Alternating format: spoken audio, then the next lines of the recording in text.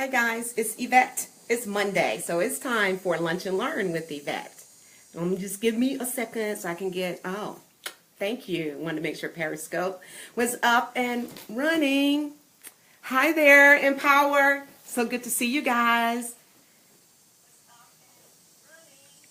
Hey, my crew is playing sound back over here.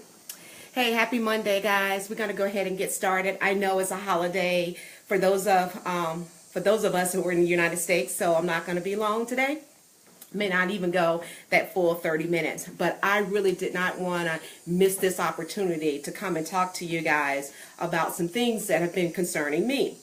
And I'm going to share with you a story. It's a true story. It's a conversation that I had a week ago with a friend. And I'm beginning to see a trend as I'm talking to people that were identified in the conversation with my friend. I'm talking today about giving yourself permission to start again, or giving yourself permission to be happy, whatever that means to you. Hi guys. Hi Loretta. Thank you so much for joining. Hi Jessica. Good to see you. So guys, I'm talking about getting where you want to be.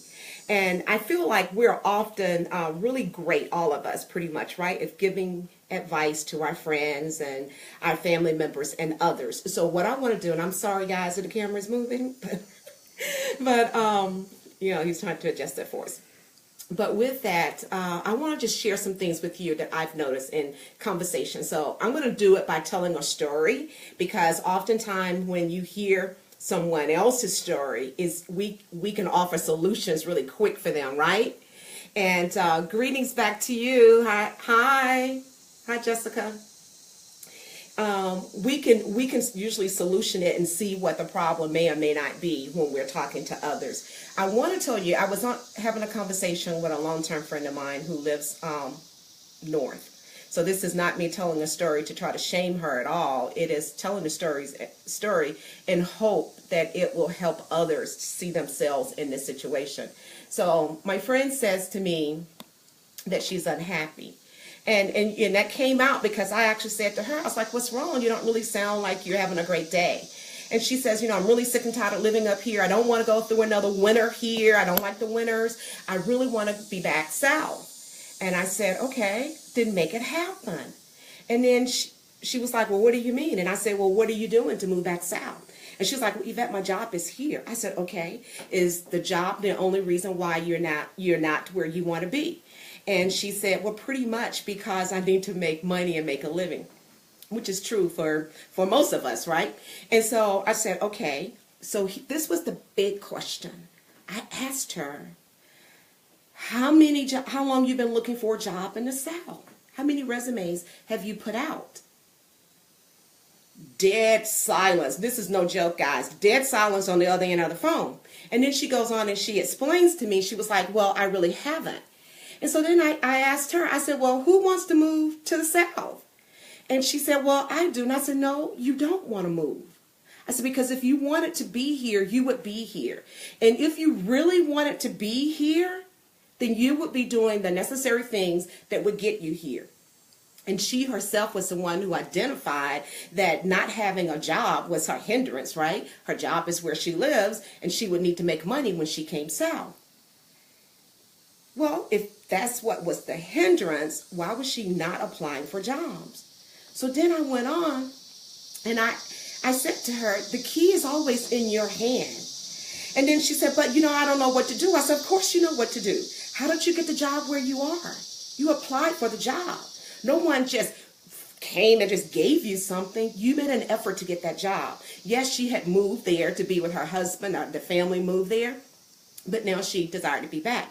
So then I asked her, how long have you wanted to be back? Now, I knew we've had conversations in years past where she had brought that up, but then the conversations, didn't really come up anymore.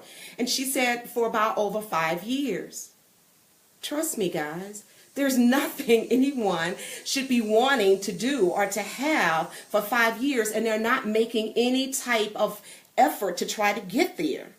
So she then says to me, well, it's not like I've never applied for jobs in the South. I have sent resumes several years back. So I asked her what happened, and then she began to explain to me some of the things that happened, right? Okay, I was like, okay, I listen. I'm still thinking, but you want to be here now. So because you applied for jobs a couple years back in the South and you didn't really land anything, is that a reason for you not to be applying today?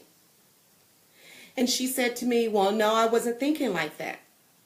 And then she went on to this whole thing about, I think I've been in a state of depression. And I think, and I think so, because oftentimes that happens. Research says that 1 out of every 3 people are unhappy. And what I don't really understand, I think all of us could get to a state where we're not feeling, exuberant on any given day and time, but staying in a continuous state of unhappiness is just unset. You shouldn't have to accept that. No one should. So what about you? I tried to encourage my friend on that call to move forward. And the first thing I said to her was, don't just stop because things didn't work the way you had hoped they would have worked the first time you tried, or even the second time you tried. I am living a life that I have dreamt of